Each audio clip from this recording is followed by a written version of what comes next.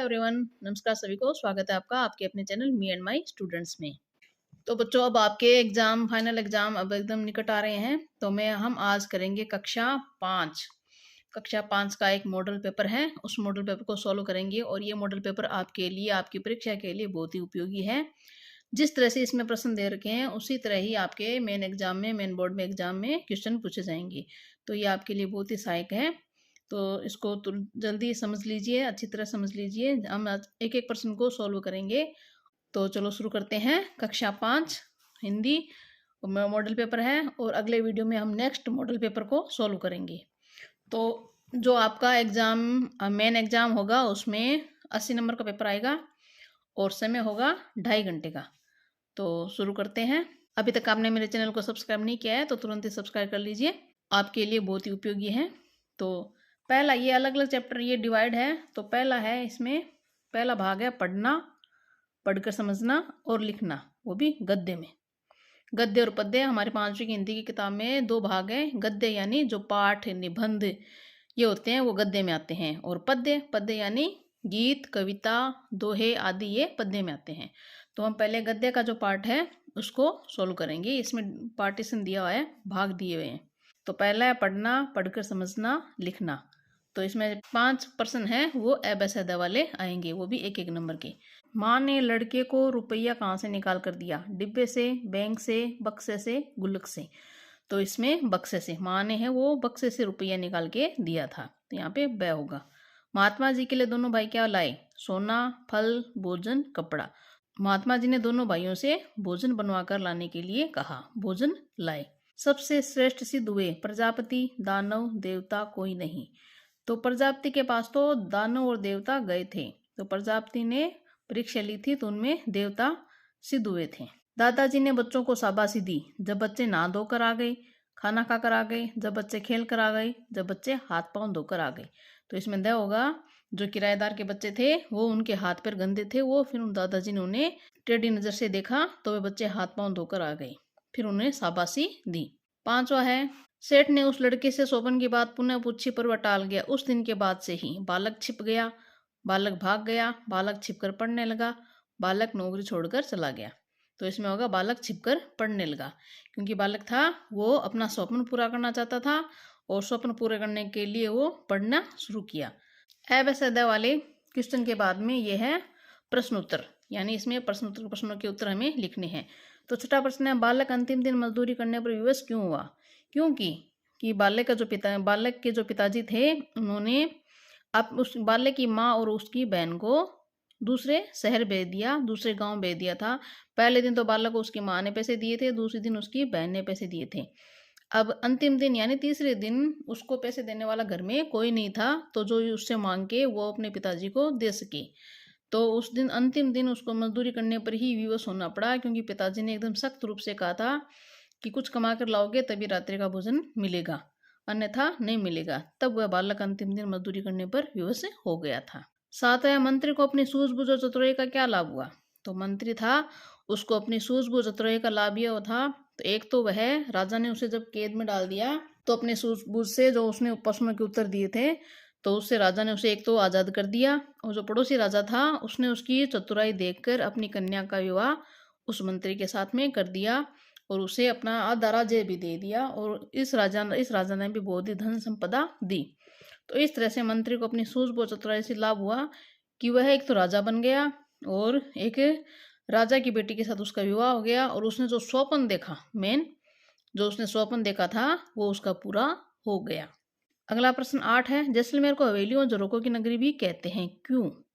क्योंकि जैसलमेर में बहुत सारी अनेक नक्काशीदार झरोकेदार हवेलियां बनी हुई है, और जैसे सालम सिंह की हवेली और अलग अलग बहुत प्रकार की अनेक हवेलियां बनी हुई है। तो वहाँ पर अनेक हवेलियों के कारण जैसलमेर को हवेलियों और झरोकों की नगरी भी कहते हैं, और वो हवेलियां देखने में बहुत ही सुंदर है, उनमें अनेकों तरह के झरोके हैं, तो इसलिए उस नगरी को झरोकों की नगरी कहते हैं। तो इन हवेलियों में सालम सिंह की हवेली, पटुओं की हवेली आदि। फिर 9वां प्रश्न है, निम्नलिखित गद्यांश को ध्यानपूर्वक पढ़कर पूछे गए प्रश्नों के उत्तर लिखिए। तो इसमें देखो 4 क्वेश्चन आते हैं अ ब स द, और सारों की डिवाइडेशन है 2 2 2 2, चारों प्रश्न 2-2 नंबर के हैं, इससे 8 नंबर के ये क्वेश्चन आते हैं। तो बात पुराने जमाने की है, उन दोनों देवताओं दानवों में युद्ध होता रहता था। दोनों पक्ष मिलकर एक बार प्रजापति के पास गए, और ये गद्यांश है वो किताब में से आएगा, बाहर से नहीं आएगा। वहां जाकर बोले, मान्यवर हम दोनों ही आपके संतान हैं, बताइए कि हम दोनों में बुद्धि में कौन बड़ा है। उनकी बात सुनकर प्रजापति मुस्कुराए, मन में सोचने लगी, किसे बड़ा बताऊं, देवताओं को या दानवों को। देवताओं को बड़ा बताता हूँ तो दानव नाराज होते हैं, दानवों को बड़ा बताता हूँ तो देवता नाराज होते हैं। हो सकता है तब दोनों आपस में लड़ने लगे। तो उपयुक्त गद्यांश का उचित शीर्षक लिखिए। तो जो पाठ का नाम होगा वही हमें लिखना है। इसका जो पाठ का नाम होगा वो लिखेंगे। और अगर आपको और दूसरा उचित शीर्षक ध्यान में आता है, जैसे श्रेष्ठ कौन, या फिर शीर्षक हो सकता है देवता और दानव, और बुद्धिमान की विजय, और सहकार, एक इसका हो सकता है सहकार, क्योंकि देवताओं ने सहकार की भावना से काम किया था, तो इसका एक उचित शीर्षक सहकार भी हो सकता है। तो इस तरह से हम अनेक जो भी हमें उचित लगेगा वो शीर्षक लिखेंगे। फिर वह है, प्रजापति के पास कौन गए और क्यों। तो प्रजापति के पास देवता और दानव गए थे। और क्यों गए थे, दोनों इसलिए गए थे कि वो दोनों जानना चाहते थे कि हम दोनों में बुद्धि में कौन बड़ा है। इस प्रश्न का उत्तर जानने के लिए वो प्रजापति के पास गए थे। किन किन के मध्य युद्ध होता रहता था, देवताओं और दानवों के बीच में युद्ध होता रहता था। इस तरह से आपको एक गद्यांश दे दिया जाएगा, गद्यांश दे दिया जाएगा, और उसमें से आपको प्रश्नों के उत्तर देने हैं, वो जो कि 8 नंबर के हैं। अब आ गया पद्य भाग, और पद्य भाग में पढ़ना, पढ़कर समझना और लिखना, उसके उत्तर लिखना। तो अगला क्वेश्चन है जो पद्य भाग में से, दुनिया में सबसे बढ़कर देश कौन सा है, अमेरिका, पाकिस्तान, हिंदुस्तान, श्रीलंका। तो पहला पार्ट ये है बढ़कर हिंदुस्तान से, तो हिंदुस्तान ब आएगा। रिक्त स्थानों की पूर्ति कीजिए। के किस्से सुनाते हैं, परियों के, रानियों की। परियों के किस्से सुनाते हैं जो किताबें हैं। जो खोजा अपना बुरा न कोई, जो मन खोजा अपना मुझसा बुरा न कोई, कबीर जी वाला दोहा। भाईचारे का संदेश ले, ईद मुबारक आती है, ईद मुबारक आती है। फिर अगला प्रश्न है, निम्नलिखित शब्दों को उनके सामने अर्थ वाले शब्दों से मिलान कीजिए।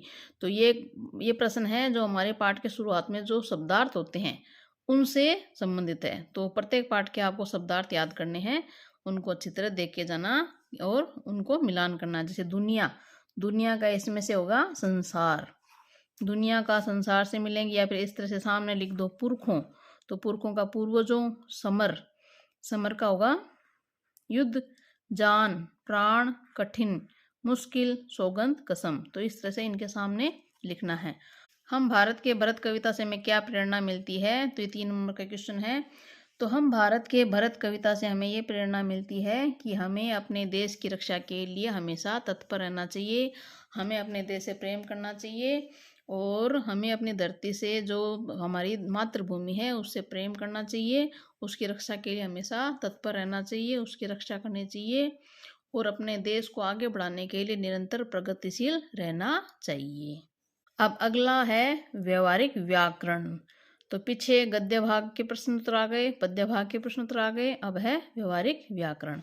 तो प्रश्न नंबर 14, निम्नलिखित किस वाक्य में परिमाणवाचक विशेषण का प्रयोग हुआ है। परिमाण, परिमाण का अर्थ होता है मात्रा। विशेषण 4 प्रकार के होते हैं, गुणवाचक विशेषण, परिमाणवाचक विशेषण, संख्यावाचक विशेषण और संकेतवाचक विशेषण।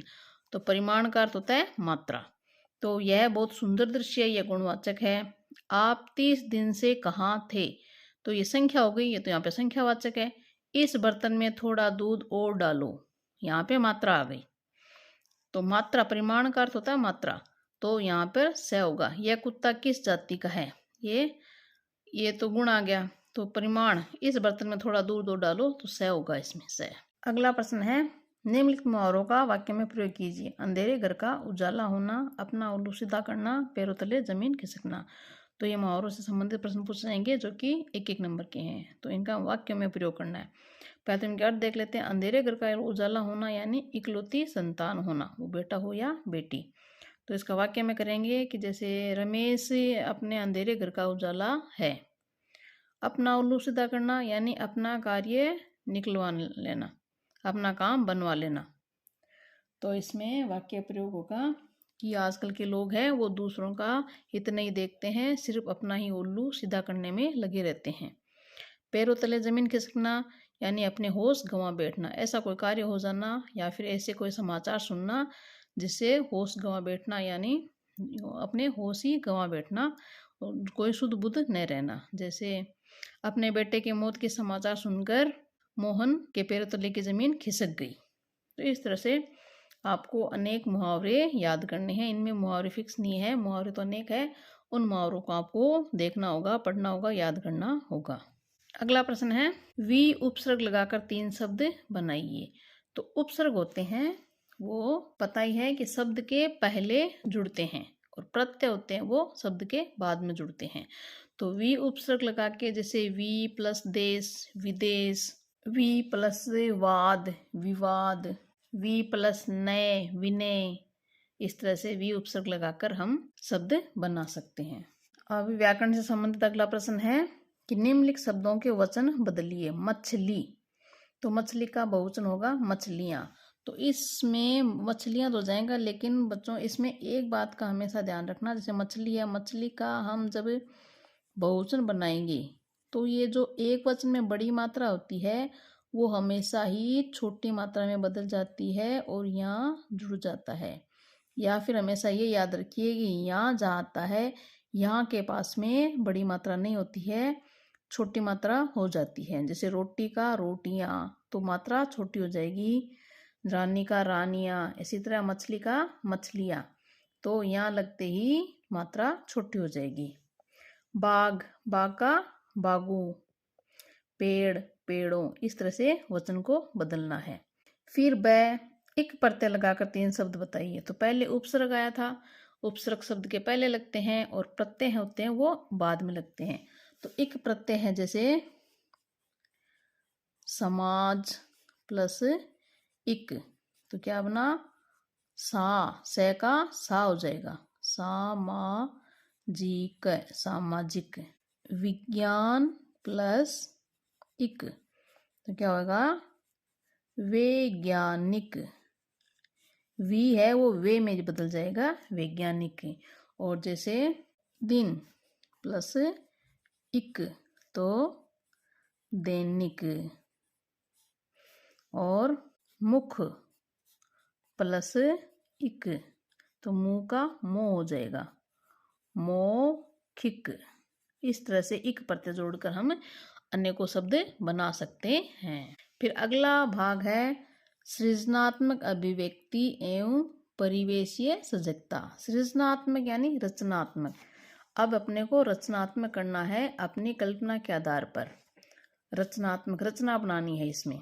जैसे 18वां प्रश्न है, निम्नलिखित में से किसी एक पर कहानी लिखिए। तो लालची कुत्ता और रोटी, सोने का अंडा देने वाली मुर्गी और किसान, सूर्य और वायु। तो ऐसे एक कहानी से संबंधित क्वेश्चन आएगा, वो भी 6 नंबर का। तो 3 कहानी दी होगी और तीन में से आपको एक कहानी लिखनी है। तो तीनों कहानियों में से आप अगर 5-6 कहानी भी तैयार कर लोगे तो इनमें से आपको एक लिखनी है। अगर उसमें से उनमें भी नहीं आए तो आपको अपनी कल्पना शक्ति है, अपनी विचार शक्ति है, उसके आधार पर कहानी बना बना के लिखनी है। जैसे लालचू कुत्ता रोटी, तो एक बार एक कुत्ता था, उसे कहीं से रोटी मिल गई और वो रोटी लेकर जा रहा था। तो रास्ते में नदी पार कर रहा था, नदी में उसने अपनी परछाई देखी और परछाई देखी तो परछाई में कुत्ते के मुंह में रोटी थी। तो उसके मुंह में मन में लालच आ गया कि ये रोटी भी मैं ले लूं। और वो रोटी प्राप्त करने के लिए जैसे उसने भौंकना शुरू किया तो वो रोटी, अपने मुंह की रोटी भी नदी में गिर गई। इस तरह से वो पछताने लगा। इसी तरह से आपको सोने का अंडा, मुर्गी, किसान, यानी 3 कहानियां हैं, तीनों में से आपको एक लिखनी है और वहाँ पे अपनी विचार शक्ति, अपनी सृजनात्मक शक्ति के अनुसार बना बना के कहानी लिखनी है। अगर आपको आ रही है तो वैसे लिखनी है, वरना आप अपनी कल्पना शक्ति के आधार पर कहानी बना के लिख सकते हो। अगला प्रश्न है, अपने प्रधानाध्यापक महोदय को आवश्यक कार्यवश अवकाश हेतु प्रार्थना पत्र लिखिए। तो ये 6 नंबर का है और 6 नंबर में भी अलग अलग भाग किए हुए 1, 1, 3, 1। तो 1 नंबर तो है ऊपर वाला, जो ऊपर वाला पार्ट आता है, सेवा में श्रीमान प्रधानाध्यापक महोदय, विद्यालय का नाम और अपने गाँव या शहर का नाम। दूसरा 1 नंबर आता है विषय, आपने क्या विषय लिखा है उसका आता है। 3 का जो बीच का पार्टीशन है, बीच में आपने क्या मैटर लिखा है, क्या है, उसके 3 नंबर है। और अंत में आपने जो लास्ट में लिखते हैं, आप प्रार्थी या आपका आज्ञाकारी शिष्य, अपना नाम वगैरह दिनांक उसके एक दो से पार्टीशन दिए हुए हैं, तो ये आपको अनुसार प्रार्थना पत्र तैयार करनी है। 20वां क्वेश्चन है, वर्ग पहले में वर्णित अक्षरों की सहायता से पूछे गए प्रश्नों के उत्तर दीजिए। इस तरह से आपको एक छोटी सी वर्ग पहली दी जाएगी, उसमें शब्द है, अक्षर है, और यहाँ पे 6 क्वेश्चन बनाए हुए हैं और 6 के एक एक नंबर है, 6 नंबर का ये आएगा। तो ये जो प्रश्न दिए हैं छोटे छोटे, इनके उत्तर इसमें से मिलेंगे आपको। जैसे पैर का एक अन्य नाम, तो पैर का एक नाम पग, पग, तो यहाँ पे पग लिखना है। एक फूल का नाम, तो फूल का नाम कमल, कमल। सुबह का विलोम शाम। दुख का समानार्थी, दुख का समानार्थी गम। निवास करने का स्थान, तो निवास करने का स्थान महल, महल। लड़की का नाम, तो लड़की का नाम इसमें पलक, पलक। इस तरह से आपको इस जो वर्ग पहले दे होगी उसमें से आपको उत्तर देख के यहाँ पे लिखने हैं। अगला 21 नंबर क्वेश्चन है, निम्नलिखित में से किसी एक विषय पर निबंध लिखिए। तो निबंध आपको वैसे कहानी की तरह ही निबंध भी तैयार करके जाने हैं और आपको बनाने आने चाहिए। आप इसको पॉइंट के अनुसार लिखो तो पॉइंट के अनुसार लिख सकते हो, और सीधे लिखो तो सीधे भी लिख सकते हो। तो जीवन में सदाचार का महत्व है, मेरा प्रिय खेल होली। तो इस तरह से कोई भी निबंध आ सकता है। होली, दीपावली, मेरा प्रिय खेल, मेरे प्रिय शिक्षक, मेरा विद्यालय, मेरा गांव, कंप्यूटर, सदाचार का महत्व है। तो इस तरह से आपको निबंध तैयार करके जाने हैं, उनमें से अपनी कल्पना शक्ति आधार पर और अपनी सृजनात्मकता दिखाते हुए वो निबंध लिखना है। ये 6 नंबर का है। 22 नंबर प्रश्न है, उसके 2 भाग है, ए और ब।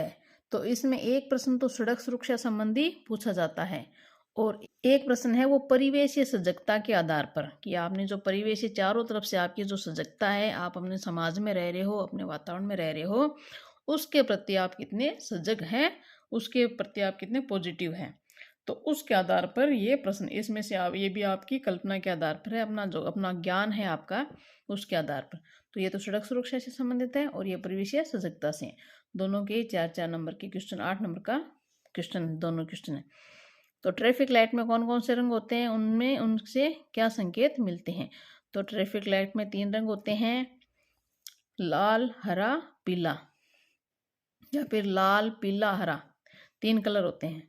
तो लाल तो होता है रुकने के लिए, लाल कलर होता है वो रुकने के लिए होता है। पीला कलर है वो चलने के लिए, तैयार होने के लिए, कि अब अगली हरी बत्ती जलेगी इसलिए तैयार रहने के लिए। और हरा कलर है वो चलने के लिए। तो इसमें होता है फिर वह है, किसी बीमार वृद्ध व्यक्ति की सहायता आप किस प्रकार करेंगे। तो ये परिवेश सजगता से है। तो किसी बीमार वृद्ध व्यक्ति की सहायता हम उनको उठने बैठने में सहायता करके, उनकी दवाई पानी है, दवाई इलाज करवा के, और उनकी जो सेवा है, उनको जो समय पर क्या चाहिए वो देकर हम उसकी सेवा करेंगे। और इस संबंध से आप अपने मन से, अपने मस्तिष्क के दिमाग से जितना भी उत्तर लिख सकते हो वो लिखोगे, कि आप अपने तरफ से क्या सेवा कर सकते हो, आपके मन में क्या विचार आ रहा है। तो इस तरह से ये प्रश्न है वो परिवेश सजग, इससे इसके संबंधित और भी क्वेश्चन है। जैसे आपके पड़ोस में बाल विवाह हो रहा है तो आप क्या करोगे, या मृत्यु भोज हो रहा है उसके लिए आप क्या करोगे, विद्यालय में सफाई की व्यवस्था करने के लिए आप क्या करोगे, अगर आपको अपने विद्यालय में सफाई रखनी है तो आप किन किन बातों का ध्यान रखोगे, या फिर आपके घर के बाहर सड़क नाले पर गंदगी हो रही है, कचरा फैला है, तो उसके लिए क्या करोगे, और आगे गंदगी न हो इसके लिए क्या करोगे। तो इस तरह से अनेकों परिवेश सजगता के क्वेश्चन पूछे जाते हैं। तो इस तरह से पेपर में 22 क्वेश्चन आते हैं और उनका अलग अलग अंकों का विभाजन है। तो ये मॉडल पेपर है वो आपकी परीक्षा की तैयारी के लिए बहुत ही सहायक है, उपयोगी है। इस तरह से क्वेश्चन आप तैयार कीजिए। हमने आज एक मॉडल पेपर तैयार किया है, अगले वीडियो में हम दूसरे मॉडल पेपर को तैयार करेंगे, और अपनी तैयारी एकदम जारी रखिए।